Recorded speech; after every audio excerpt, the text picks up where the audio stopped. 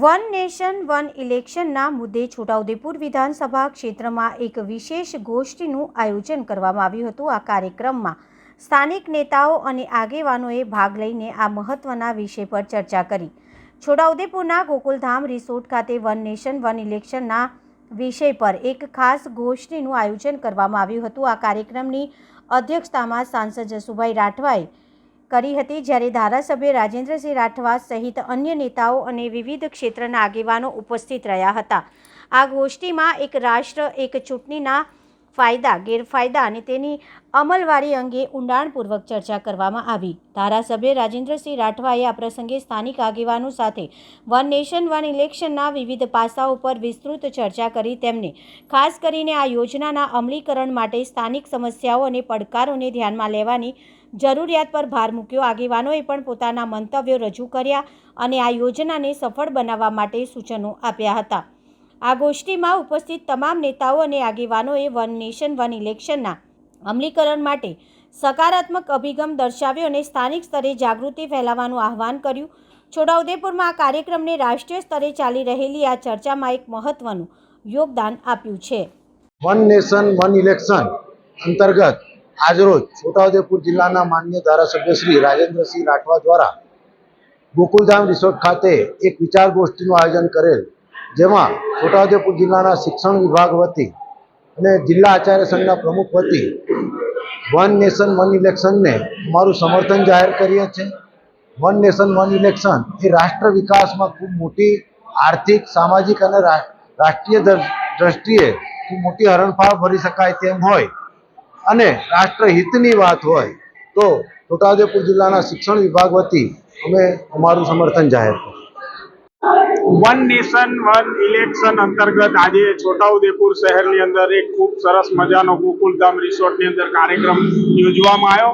એ કાર્યક્રમની અંદર માન્ય ધારાસભ્ય શ્રી, માન્ય સાંસદ શ્રી અને માન્ય જિલ્લા પ્રમુખ શ્રી હાજર રહે અને તમામ આગેવાનો, વેપારી શ્રીઓ, ખેડૂત શ્રીઓ અને તમામ રાજકીય પક્ષના આગેવાનો પણ ઉપસ્થિત રહ્યા, સામાન્ય જનતા પણ હાજર રહી અને તમામ લોકોએ એક ચૂંટણી એક રાષ્ટ્રને સમર્થન કર્યું અને એ બાબતે ખૂબ જ સારી ભારત સરકારનો જે પ્રયાસ છે એ ખૂબ સારો છે। આવનારા દિવસોની અંદર એકી સાથે ચૂંટણી થાય તો એ ચૂંટણીની અંદર સામાન્ય રીતે ખર્ચ ઓછો થાય અને જાહેર જનતાને ફાયદો થાય અને આ બાબતે દેશની જીડીપી પણ ખૂબ સારી ઉપર જાય।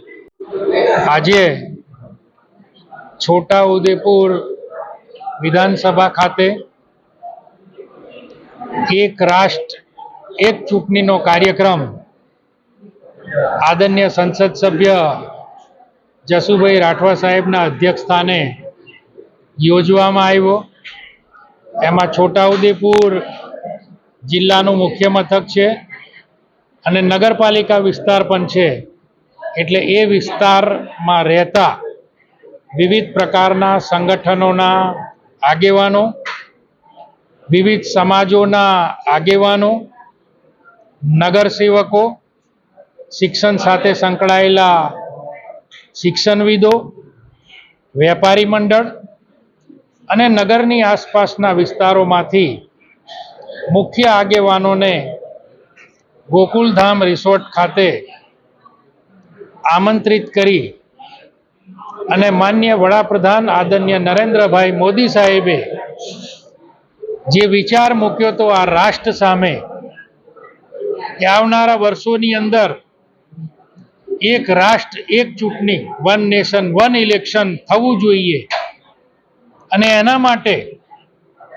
એમને એ પણ વિચાર મૂક્યો કે આના માટે આ દેશનો પ્રત્યેક નાગરિક 140 કરોડ લોકોમાં આ વાત જાય અને એ લોકો પણ પોતાનો અભિપ્રાય આપી શકે કે આનાથી શું ફાયદો થાય, આના શું ગેરફાયદા છે। મુક્ત મને રાષ્ટ્રનો પ્રત્યેક નાગરિક પોતાનો અભિપ્રાય આપી શકે એવી પણ તક એમને આપી છે અને માન્ય મહામહિમ રાષ્ટ્રપતિજીને એ પોતાનો સંદેશો પત્રના માધ્યમથી, ઈમેલના માધ્યમથી પણ આપી શકે એવું આહવાન જ્યારે કરેલું છે તેના ભાગરૂપે છોટાઉદેપુર ખાતે પણ આ મહાનુભાવ ખાતે બિન રાજકીય રીતે આજે વિચાર ગોષ્ઠીનું આયોજન કરવામાં આવ્યું હતું. એમાં નગરના મોટા ભાગના જે તજજ્ઞો આગેવાનો છે એમને પોતાનો અભિપ્રાય આપ્યો અને એના સમર્થનમાં આ એક દેશ એક ચૂંટણી થવી જોઈએ એવો બધાનો જ લગભગ અભિપ્રાય જ્યારે અમને મળ્યો છે, ત્યારે અમે આ અભિયાનને આજે અહીંયા સફળ માનીએ છીએ અને આ જિલ્લામાંથી શરૂઆત થયેલી આ અભિયાન રાજ્યમાં જાય એવી પણ આશા રાખીએ છીએ. અને આનાથી જે મુખ્ય ફાયદો થવાનો, મોટા મોટી કહું તો 4 થી 5 લાખ કરોડ રૂપિયા આ દેશના વહીવટી તંત્રના બચવાના, રાષ્ટ્રના જીડીપીના 1.5 થી 2% બચત થવાની અને આ થયેલી બચતની રકમ આ રાષ્ટ્રના પ્રત્યેક નાગરિકના વિકાસમાં વપરાવાની, શિક્ષણમાં વધારે રકમ મળવાની, આરોગ્ય ક્ષેત્રે આપણને વધારે રકમ મળવાની અને આ દેશમાં જે વેરાઓ લેવામાં આવે છે એ વેરાઓ પણ કદાચ ઓછા થઈ શકે તેવો પણ ફાયદો થવાનો. વિકાસની અનેક જે આપણા પડતર જે યોજનાઓ છે એ યોજનાઓને પણ તેજ ગતિથી વેગ મળવાનું, આવા અનેક ફાયદા થવાના. એની સાથે સાથે વારે ઘડીએ ચૂંટણીઓ આવે અને આ ચૂંટણીઓથી સામાજિક જે આપણો એક રસ્તા છે, એકરૂપતા છે, એને પણ ક્યાંક ને ક્યાંક હાનિ પહોંચે છે. એનામાં પણ ફેરફાર આવવાનો.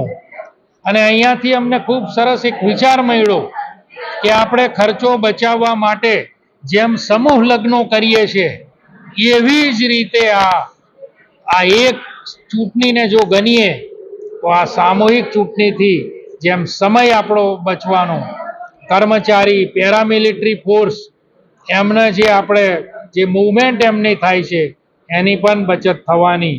એટલે આજે આ નગરજનો અહીંયા ઉપસ્થિત રહે, સૌનો પણ આભાર માનું. પત્રકાર મિત્રો ઉપસ્થિત રહ્યા, એમનો પણ આભાર માનું.